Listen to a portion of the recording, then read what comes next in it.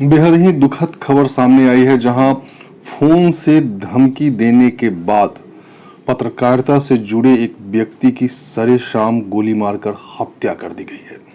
मामला हाजीपुर के सदर थाना क्षेत्र के बलवा कुआरी की बताई गई है, जहां शनिवार शाम में घर से थोड़ी ही दूर पर गोली मारकर हत्या कर देने का मामला प्रकाश में आया है। गोली लगने के बाद घायल अवस्था में मुन्ना सिंह ने अपने पुत्र को फोन कर बताया कि उसको 2 अपराधियों ने गोली मार दी है। इसके बाद जख्मी को एक निजी अस्पताल लाया गया, जहां से डॉक्टरों ने गंभीर स्थिति को देखते हुए पटना रेफर कर दिया गया था, जहां से पटना ले जाने के क्रम में रास्ते में ही जख्मी की मौत हो गई।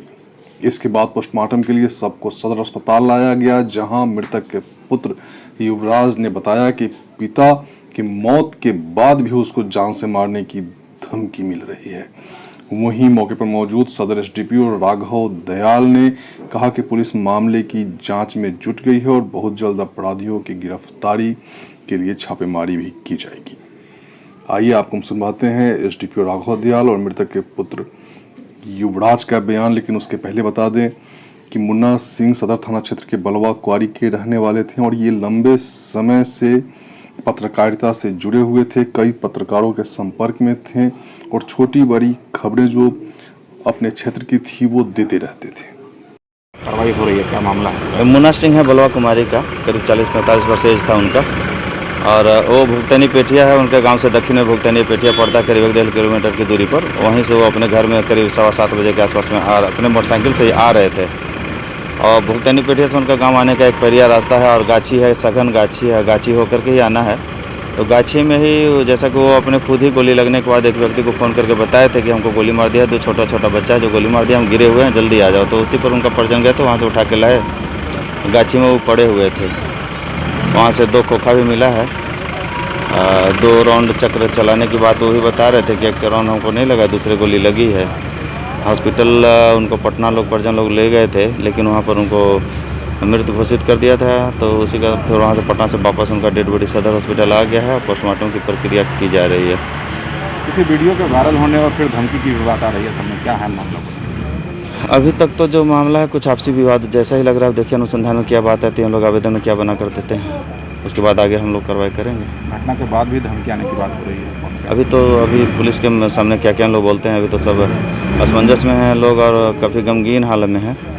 तो कुछ बात बोल रहे हैं, कभी कुछ बोल रहे हैं, कभी कुछ बोल रहे हैं। तो स्पष्ट क्या निकल कर आता है और बयान क्या देते हैं, आवेदन क्या आती है, ऐसे अपने स्तर से भी हम लोग देख ही रहे हैं क्या मामला है, आगे प्रक्रिया की जाएगी। क्या हुआ था, कैसे क्या घटना? तो पापा फ़ोन किए थे कि गोली लग गई, जल्दी ताले गए, ताले लेके हॉस्पिटल आया दौड़, तो पटना ले जा रहे थे तो सुने थे देख कर गए। क्या हुआ था, क्या मामला? नहीं, मामला तो अभी पता नहीं चला। कोई सुन के भी आया? हाँ, क्या एक फ़ोन आया था कि मार देंगे वो। फोन आया था? अभी फोन आया था? हाँ। तो मार तो दिया था, अब क्या फोन आया था? कहाँ बता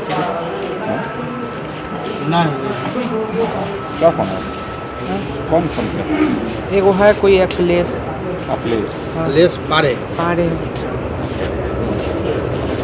नंबर से, मैंने आपके नंबर पर फोन आया था कि उनके नंबर पर? मेरे नंबर पर। अच्छा, आपके नंबर पर। आप किसको मारने के नाम किया?